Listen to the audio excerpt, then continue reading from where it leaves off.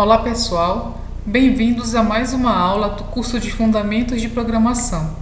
Nesta aula, vamos dar continuidade ao assunto de modularização. Vamos falar especificamente sobre passagem de parâmetros e escopo. Recapitulando, vimos que modularizar um problema é dividi-lo em problemas menores e escrever uma solução para cada um deles. A essas partes menores chamamos de subprogramas. Vimos também que os subprogramas podem ser classificados em procedimentos ou função. E esses subprogramas, eles podem conter ou não uma lista de parâmetros. Vejamos um exemplo. Este código está organizado em dois subprogramas. O subprograma das linhas de 1 a 7 calcula o fatorial de um número. Como podemos observar, é uma função que vai retornar o fatorial de um número para o subprograma principal, que é responsável de imprimir o resultado na tela. Falando especificamente dos parâmetros, no subprograma fatorial, esse parâmetro número ele é chamado de parâmetro formal. E no subprograma principal, na linha 11, onde é chamado o subprograma fatorial e a resposta a ser armazenada nessa variável resposta, esse parâmetro n ele é chamado de parâmetro real. Neste segundo exemplo, temos um programa que recebe duas palavras informadas pelo usuário e retorna a menor delas pelo subprograma menor palavra. Então, no subprograma menor palavra, as A e B são chamados de parâmetros formais. E na linha 9, onde acontece a chamada para o subprograma menor palavra, esses parâmetros passam a ser chamados de parâmetros reais. Então, o que é a passagem de parâmetros? É a forma que temos para informar valores a serem utilizados em um subprograma. Na definição ou no cabeçalho de um subprograma, os parâmetros eles são chamados de parâmetros formais. Na chamada de um subprograma, aqueles parâmetros eles são chamados de reais. É o que nós temos aqui no exemplo anterior. Quando você tem parâmetros no cabeçalho do subprograma, que é o caso da linha 1, ali nós vamos falar de parâmetros formais. Quando você chama o subprograma, que é o que acontece na linha 9, esses parâmetros eles são reais. Neste curso, há duas situações em que podem ser consideradas quando se trata de passagem de parâmetros, que é a passagem de escalares e a passagem de listas. As listas serão vistas nas próximas aulas. Quanto à passagem de escalares, o que são os escalares? São os tipos primitivos, como int, float e string. Vejamos um exemplo aqui utilizando passagem de parâmetros escalares, ou seja, tipos primitivos. Quando fazemos passagem de parâmetros de escalares, as alterações contidas nos parâmetros formais não são refletidas fora do subprograma. Vamos ver um exemplo. Faça um subprograma que receba dois valores e os altera.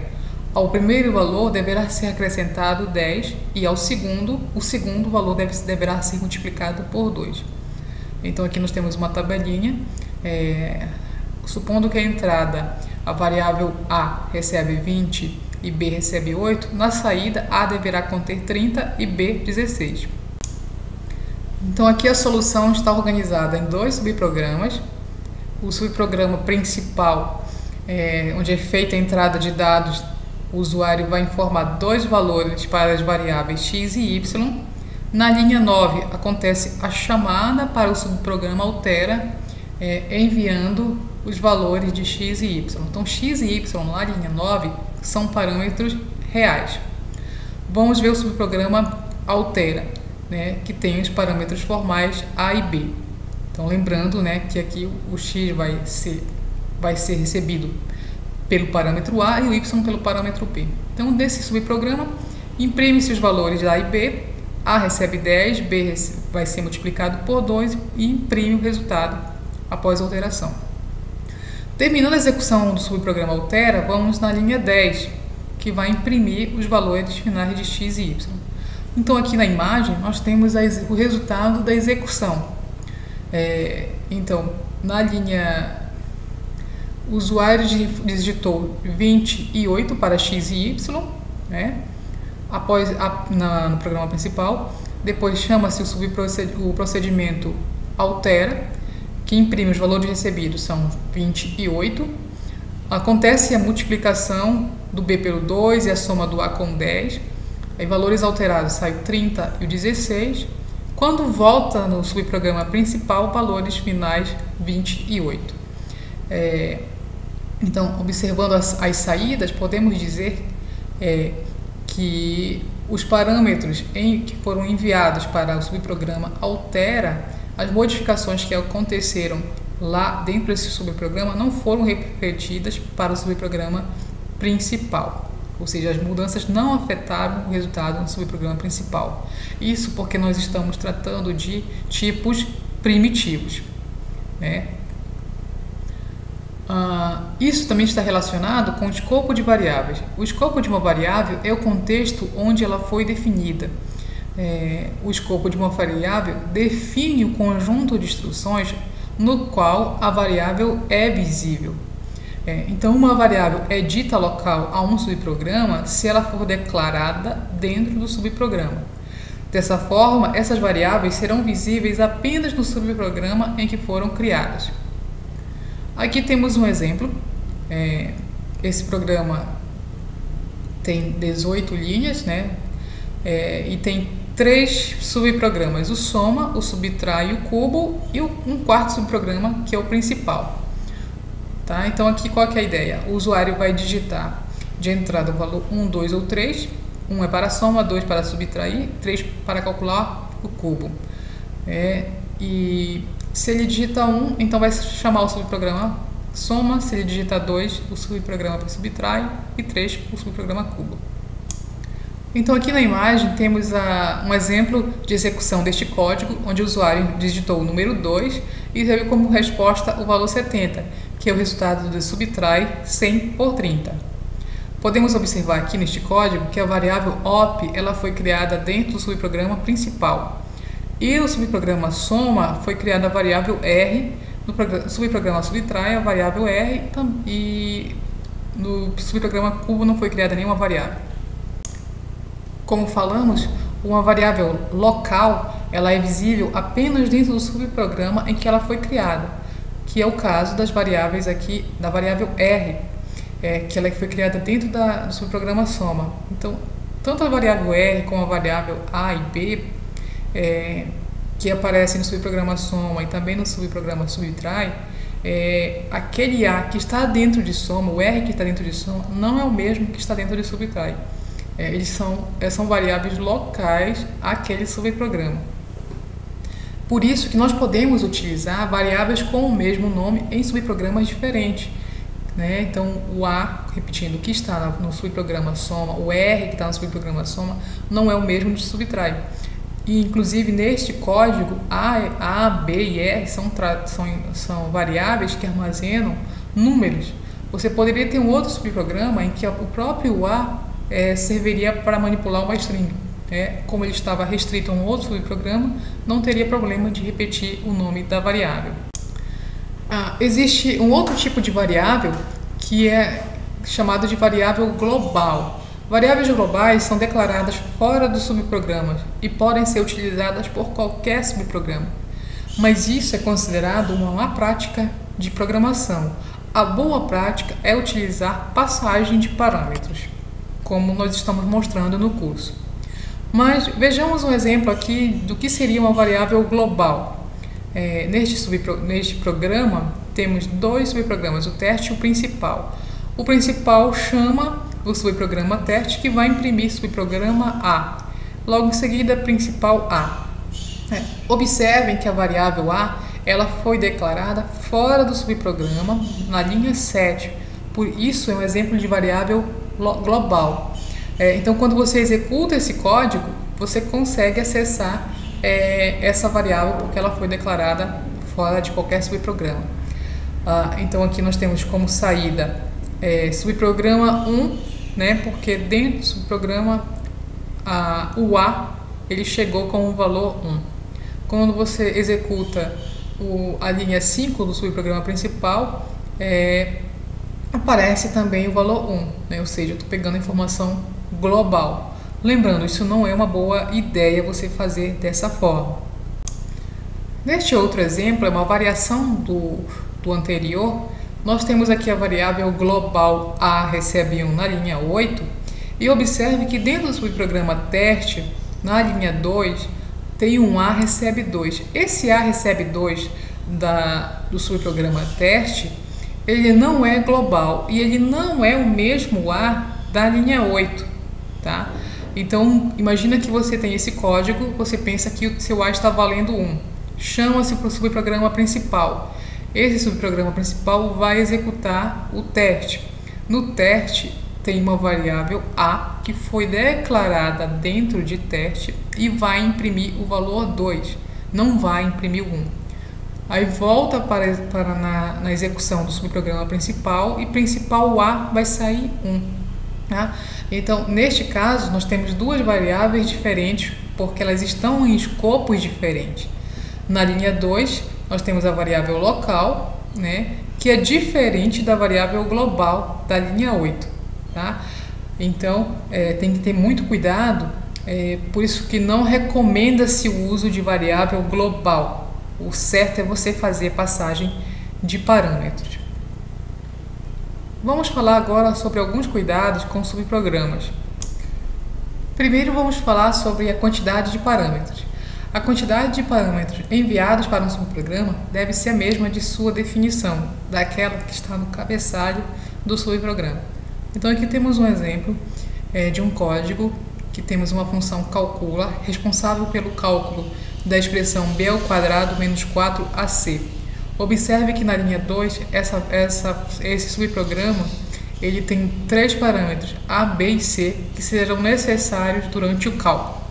No subprograma principal, o usuário digita o valor de A, B e C, mas na linha 8 chama-se a função calcula e não envia o conteúdo dessas variáveis para o subprograma. Então aqui nós temos inclusive uma tela de execução onde o usuário digitou 3, 4 e 5 e na hora de chamar a linha 8, o calcula com parêntese vazio não bate com a definição do subprograma calcula da linha 2, em que se esperam 3 parâmetros. Então o Python emite essa mensagem, né, dizendo ali que 3 argumentos eram necessários para executar a função calcula. Esse é o tipo de mensagem de erro que será dado quando a quantidade de parâmetros não bater, que é o caso aqui, né?